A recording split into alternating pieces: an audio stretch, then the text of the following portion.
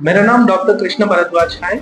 मैं यशोदा हॉस्पिटल हाईटेक सिटी हैदराबाद से मैं यहाँ आया हूँ। मेरा स्पेशलाइजेशन है गैस्ट्रेंट्रोलॉजी। मैं गैस्ट्रेंट्रोलॉजी सीएमसी वेलूर से पढ़ाई किया था। उसके बाद मैं 2 साल वहाँ असिस्टेंट प्रोफेसर का काम किया है। हम आज ये काम डिस्कस करेगा, मतलब किस पेशेंट गैस्ट्रोएंटरोलॉजिस्ट के पास आना है। गैस्ट्रोएंटरोलॉजी देखता है लिवर, पैंक्रियास और पूरा गैस्ट्रोइंटेस्टाइनल ट्रैक्ट, मतलब मुंह से नीचे पायखाना जगह तक पूरा प्रॉब्लम गैस्ट्रोएंटरोलॉजिस्ट देख पाएगा। मतलब किस प्रॉब्लम से कब गैस्ट्रोएंटरोलॉजिस्ट के पास आना है, मतलब पेट में किसी का दर्द होते तो गैस्ट्रोएंटरोलॉजिस्ट के पास आना है, लेकिन कब आना है, मतलब एक ही बार दर्द होते तो आना है या बार बार होते तो आना है। मतलब बार बार दर्द हो रहा है, उसकी वजह से आप छुट्टी ले रहा है, हॉस्पिटल या ऑफिस को नहीं जा रहा है, और छोटी बच्चे लोग स्कूल मिस हो रहा है, ये दर्द की वजह से होते तो जरूर गैस्ट्रोएंटरोलॉजिस्ट के पास आना है। दूसरा चीज है गैस्ट्रोएंटरोलॉजिस्ट के पास आने के आप किसी का समय होल बॉडी चेकअप या हीमोग्लोबिन चेक करता ही रहता है। जो मेल्स में हीमोग्लोबिन किसी टाइम में भी कम नहीं होना है। अनीमिया जब होता है वो मेल पेशेंट्स में वो दिक्कत का बात है, वो इमीडिएट गैस्ट्रोएंटरोलॉजिस्ट या फिजिशियन के पास जाना है, क्योंकि वो ब्लड किसी का जगह पे लॉस हो रहा है, उसकी वजह से ही हीमोग्लोबिन ड्रॉप हो रहा है। इसलिए वो लोग गैस्ट्रोएंटरोलॉजिस्ट के पास जाते तो एंडोस्कोपी और कोलोनोस्कोपी करना जरूरी है। हमारा इस देश में हीमोग्लोबिन मेल्स में, मतलब जो मेल पेशेंट्स को होता है वो कम होने की वजह से का कारण क्या होता है, मतलब वो कोलन कैंसर या कोलन में पॉलिप होना है। इसलिए पूरे वेस्ट में, मतलब आप यूएस देखो, यूके देखो या यूरोप देखो, किसी जगह पे भी 45 इयर्स का ऊपर उम्र वाले लोगों को कोलोनोस्कोपी मैंडेटरी है।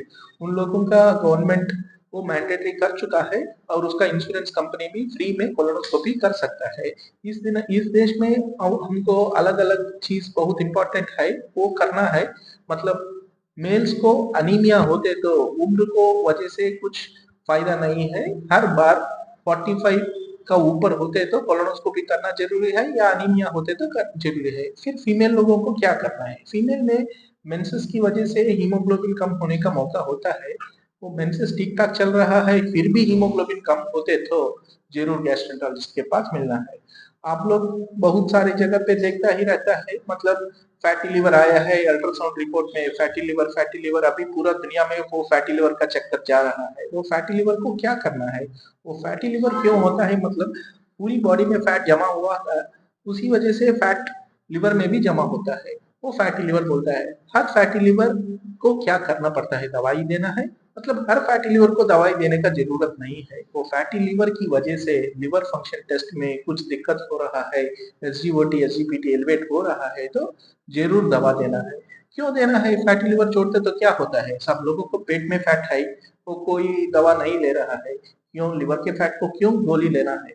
मतलब फैटी लिवर वैसा ट्रीटमेंट नहीं लेते तो क्या होता है, मतलब सिरोसिस बनेगा। सिरोसिस मतलब पूरी लिवर को क्रॉनिक लिवर डिसीज हो जाएगा, मतलब लिवर श्रंक हो जाएगा, लिवर का काम कम हो जाएगा, वो बनेगा।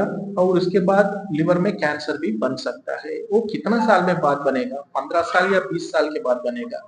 लेकिन आपको कैसा पता चलता है, सिरोसिस और हेपेटोसेलुलर कार्सिनोमा होने के बाद पता चलता कोई भी फायदा नहीं, वो रिवर्सिबल नहीं होगा। जो फैटी लिवर का स्टेज में पता होते तो हम वो रिवर्स कर सकता है। इसलिए हर फैटी लिवर को नेग्लेक्ट नहीं करना है, तुरंत गैस्ट्रोएंटरोलॉजिस्ट के पास जाना है। तो तीसरा है, ये फैटी लिवर के कारण क्या हो सकता है। हर फैटी लिवर केवल अल्कोहल या ओबेसिटी वजह से नहीं होता है। वो हेपेटाइटिस बी, हेपेटाइटिस सी नाम से एक वायरस है, ये उसकी वजह से भी फैटी लिवर बन सकता है। उसका 100% कंप्लीट क्यूर है।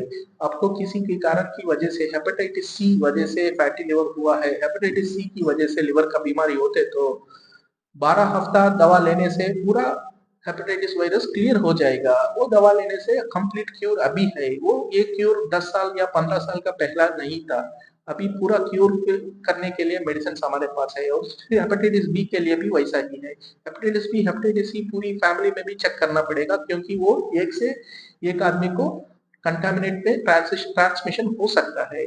घर में कोई लोग को हेपेटाइटिस बी या हेपेटाइटिस सी होते तो पूरी लोग टेस्ट करना जरूरी है। आप किसी भी सेंटर में टेस्ट कर लो, पॉजिटिव होते तो डॉक्टर के पास या गैस्ट्रोएंटरोलॉजिस्ट के पास मिलना है, या नेगेटिव होते तो वैक्सीन डालना है। वैक्सीन डालते तो आप उनकी पेशेंट की वजह से आपको नहीं आएगा।